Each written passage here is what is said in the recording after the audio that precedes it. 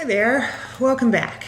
So we've talked a lot about stress and the impact that it has on cognitive function, mood, overall well-being, and even our physical health.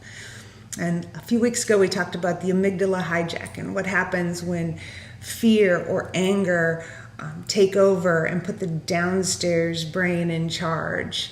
And the two emotions that are specifically associated with stress are fear and anger. And anger is an energizing emotion, and fear is an energy-draining emotion. But both are manifestations of stress. And despite the fact that we know what stress does to us, none of us are immune to it. Stress usually doesn't feel good. It makes us grumpy and distracted and tense. Some people overeat when they're stressed, and others have no appetite at all. It affects us differently, but we all experience it in some form. In her book, The Upside of Stress, Kelly McGonigal defines stress as what happens to us when something we care about is at stake. And that happens to all of us at some point. What if I told you you could actually use stress to your advantage? New research is exploring how we can leverage stress to prime the brain for improved performance. Recent studies conducted at UC Berkeley maintain that controlled amounts of acute stress can lead to neural growth and enhanced connectivity.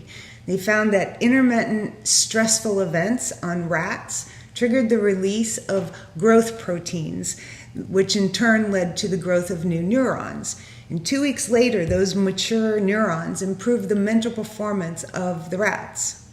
While the study of stress and new cell growth is still being explored, scientists do agree that certain amounts of regulated stress can create optimum conditions for behavioral and cognitive performance. The key, according to this guy, Dr. Daniel Friedland, is how we react to the stress. And I had the privilege of meeting Dr. Friedland earlier this year and have since learned a great deal from his book, Leading Well from Within. And in this book, he explains that when we perceive the stress to be a threat, then it's fueled by self-doubt, and it puts the downstairs brain in charge rather than the upstairs thinking brain or the prefrontal cortex. When the downstairs brain is in charge, we aren't thinking, we're just reacting. We're focused on safety, whether that be physical safety or psychological safety, rather than our ability to contribute or be creative. Conversely, when we can learn how to shift our perception of stress from a threat to a challenge, then we can put the thinking brain back in charge, and we're able to fuel our creativity from the flow of inspiration.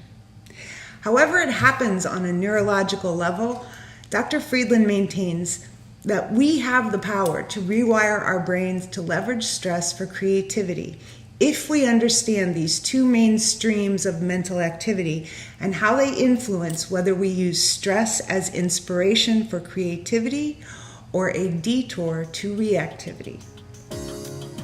Understanding how to reappraise your mindset about stress and self-doubt will help you mobilize your energy and your resources to take care of whatever is at stake for you. That just means approaching stress mindfully with openness, curiosity, and kindness rather than anger, fear, and judgment. If you want to learn more about how to leverage stress with a mindful approach, check out Daniel Friedland's Leading Well from Within. If you want to learn more about how the brain works and how you can make it work better for you, check out my book, Happier with Einstein. And remember, life is always better when you share the good stuff.